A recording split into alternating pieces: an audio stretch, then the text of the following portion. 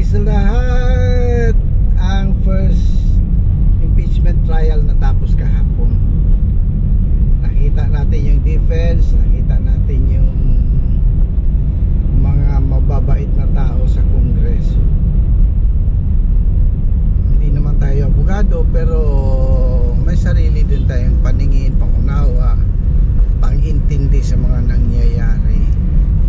Para sa akin, mag-intro muna tayo.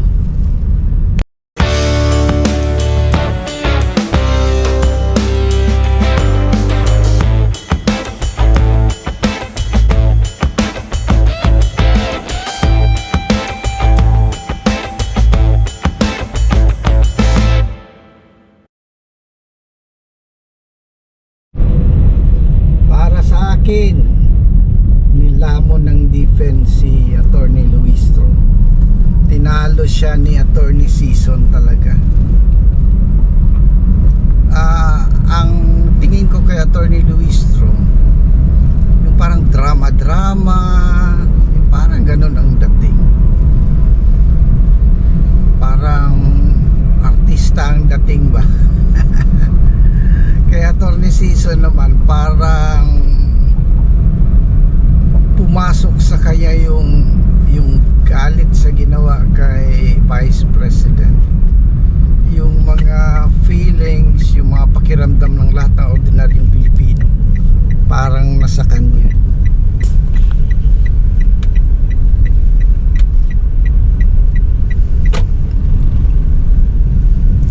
Yung mga feelings ng ordinaryong Pilipino, nakikita mo, binanggit niya na ang Vice President binoto ng 32 million plus na Pilipino, samantalang yung mga congressman na yan, ilan lang yung boto ninyo. Mga ganung bagay na tapos ipa-impeach nyo ang Vice President. So pakinggan na lang natin yung statement ni Attorney Season. Your Honors, fellow Filipinos, good afternoon.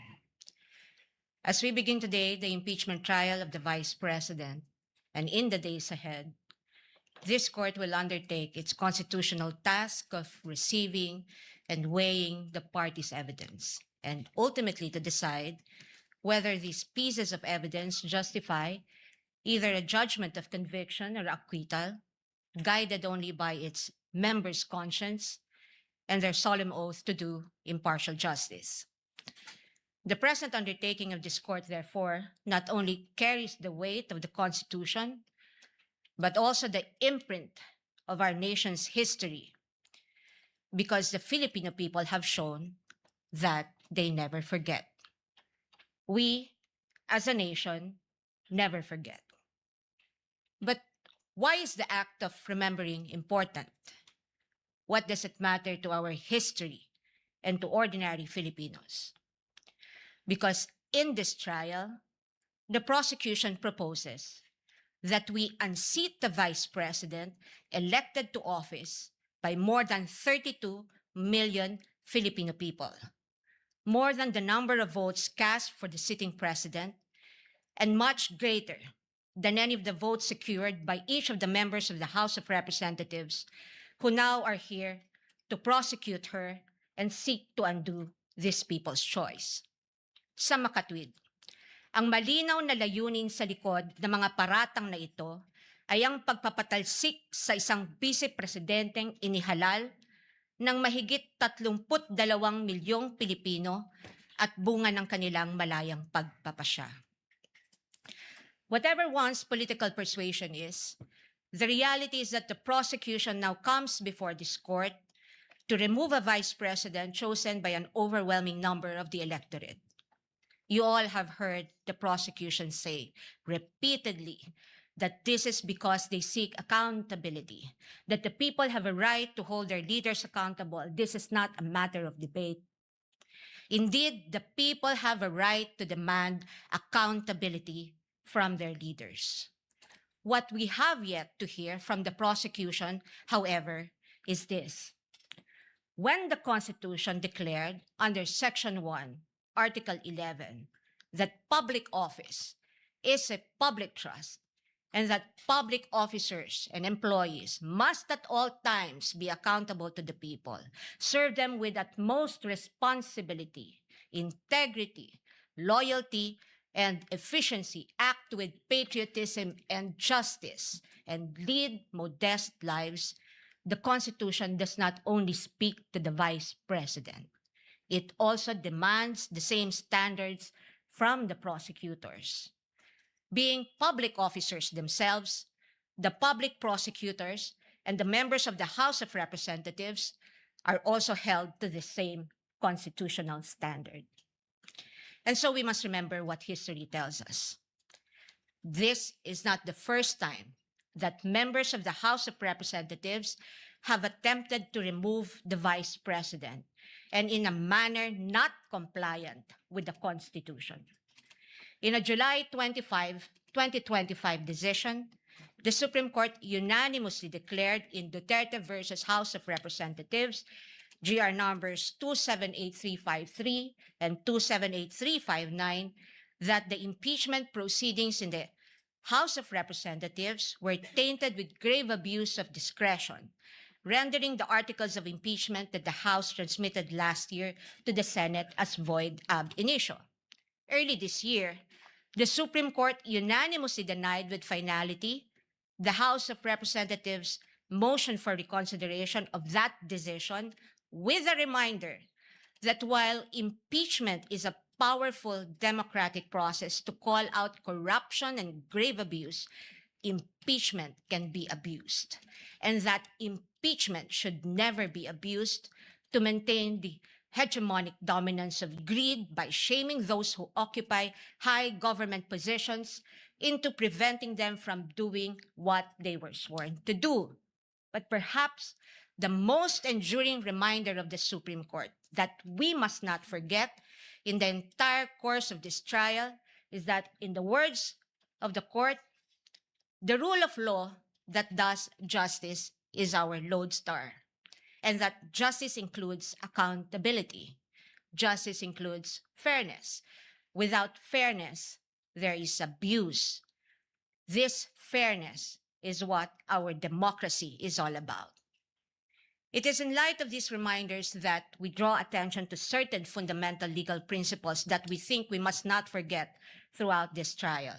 Mga batayang prinsipyo na dapat nating tandaan sa buong panahon ng paglilitis na ito, anuman ang ating kulay o politika. If we are to be true and honest to our proclaimed values, such as the pursuit of accountability, justice, and integrity in our system of government, then we must remain possessed of an unyielding resolve to ensure that the trial and judgment in this case are done in accordance with the command of the Constitution, the majesty of the law, and the discipline required by the rules. Otherwise, those who stand in sanctimonious judgment of the Vice President will send a clear message that the law can be bent when it suits the convenience of the powerful, and that justice can be sacrificed at the altar of partisan interests. Mahalagang tandaan ang mahigpit na paalala ng ating Korte Suprema. Impeachment is not a purely political proceeding. It is primarily a legal, political, and constitutional mechanism. Ibig sabihin, kailangang naayon sa batas at konstitusyon ang anumang proseso nito. According to the Constitution, it is the Senate that shall have the sole power to try and decide all cases of impeachment. This power is not shared. The Constitution gives no other body, department, tribunal, agency, or a mere committee of any of these institutions the power to try an impeachment case.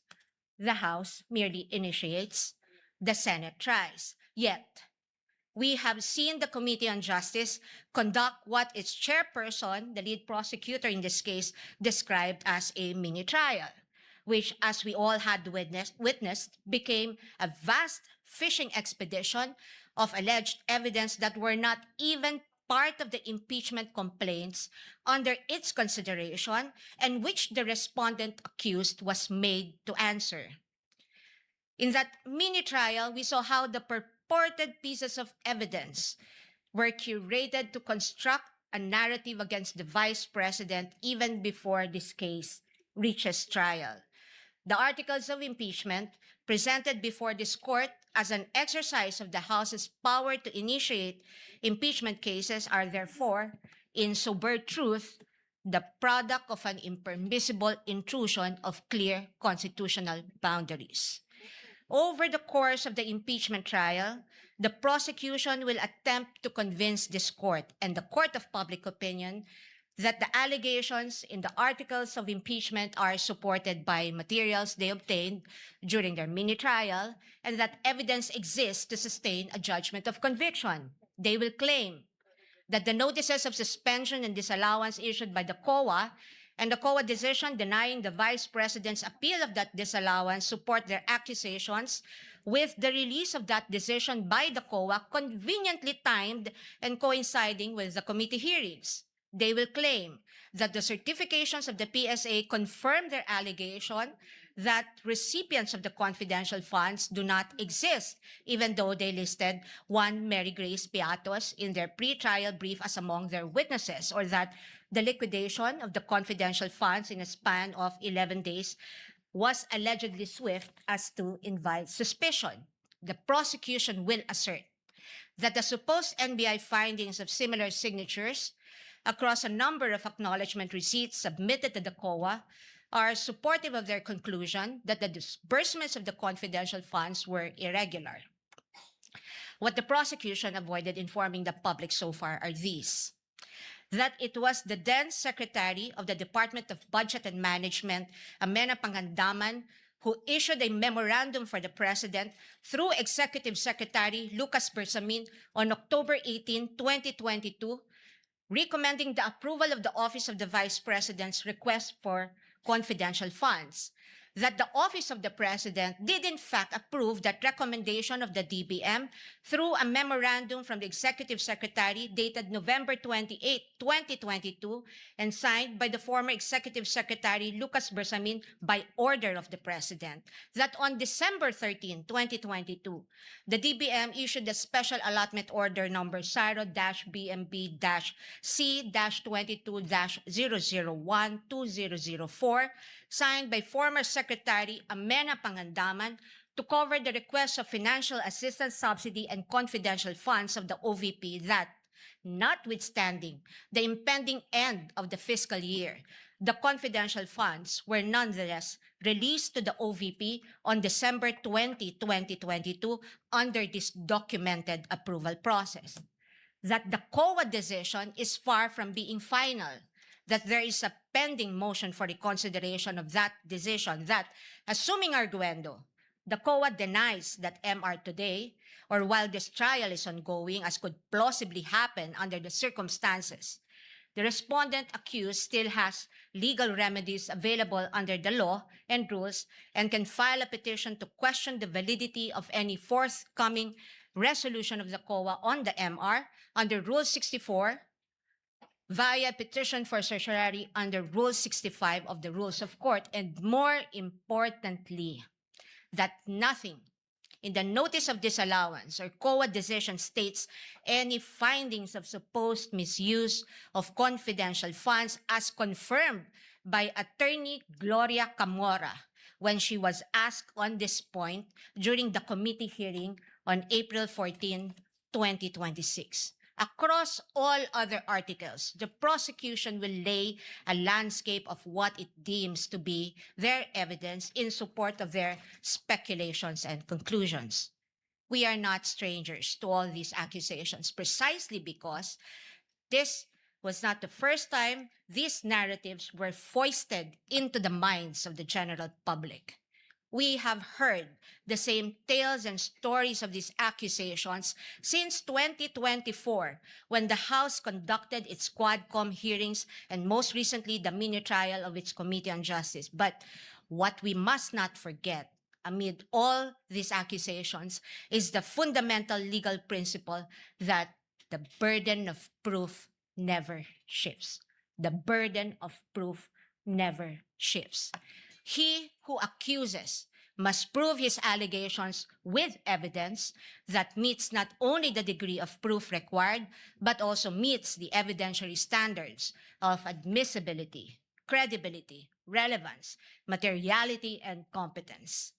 We therefore should not lose sight of the core principle that the burden of proof is on the prosecution, and unless it discharges that burden, the accused need not even offer evidence on her behalf, and she will be entitled to an acquittal.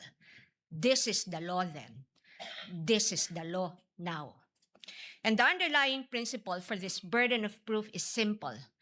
Under our Constitution, every accused is presumed innocent until proven otherwise. An accused has in her favor the presumption of innocence, which the Bill of Rights guarantees.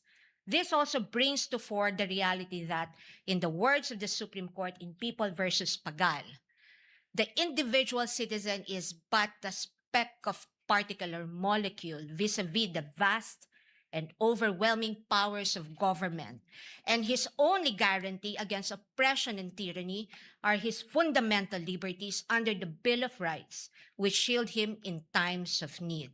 Sa madaling salita, kinikilala ng ating saligang batas na sa bawat paglilitis, ang isang individual ay nahaharap sa malalim at napakalaking makinarya ng buong estado. At ang tanging sandigan lamang niya laban sa anumang pang-aabuso ng kapangyarihan ay ang kanyang mga batayang karapatan sa ilalim ng ating konstitusyon. Kaya't mahalagang linawin na sa gitna ng pagtatangkang ikondisyon ang kaisipan ng mamamayang Pilipino at sa gitna ng walang humpay na komentaryo sa mga pampublikong espasyo, wala pang maituturing na anumang ebidensya o alegasyon na napapatunayan ng prosekusyon sa simpleng dahilan na ang bawat ebidensya ay kailangang dumaan muna sa paglilitis at pagsusuri ng korteng may tanging kapangyarihan sa ilalim ng ating saligang batas. Higit sa lahat, ang anumang paglilitis ay kailangang naayon sa itinatakda ng ating batas at konstitusyon at hindi lamang sa kagustuhan ng iilang may hawak ng kapangyarihan. One might ask, why is it important that we must not forget these basic principles? The ruling of the Supreme Court tells us why. The Bill of Rights applies to the entire impeachment process because inasmuch as our court recognizes that impeachment is a political process, it reminds us that it is not a purely political process, but a legal and constitutional mechanism.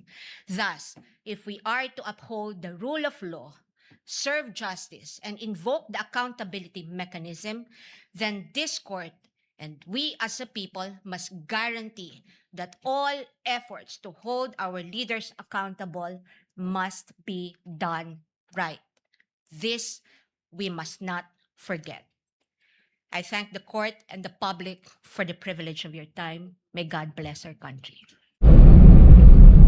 Yung mga Pilipinos naman na nanonood ng trial, hindi naman tayo mga lawyers talaga, hindi tayo mga attorney. Paminsan iba yung napapansin natin. Napansin ng mga Pilipino yung laway ni Attorney Jinky Luistro. Ano ba yan? Pero may tao talaga na ganyan kapag matagal nang nagsasalita na, naglalaway na. Kaya paminsan hindi na magandang tingnan. Sana may nagkalabit man lang sa kanya, nagsabi sa kanya na, attorney, yung laway mo, para mapunasan niya. Siguro sa susunod na trial, magdala na si Attorney Jinky Luistro ng panyo niya sa gilid. Okay.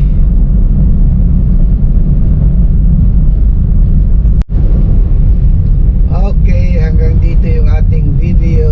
Ito ang first day ng impeachment trial ng ating Vice President sa Sara Zimmerman Duterte.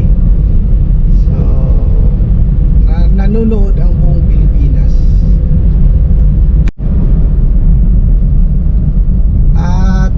makita ng buong Pilipino, ng buong Pilipinas, lahat ng mga Pilipino hindi pala capable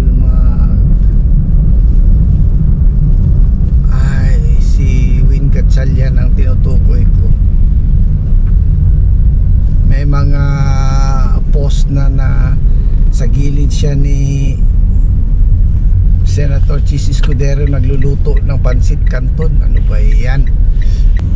Bakit ba siya nakaupo pa doon sa taas? Ano ba yan? Kasi Senate President nga siya.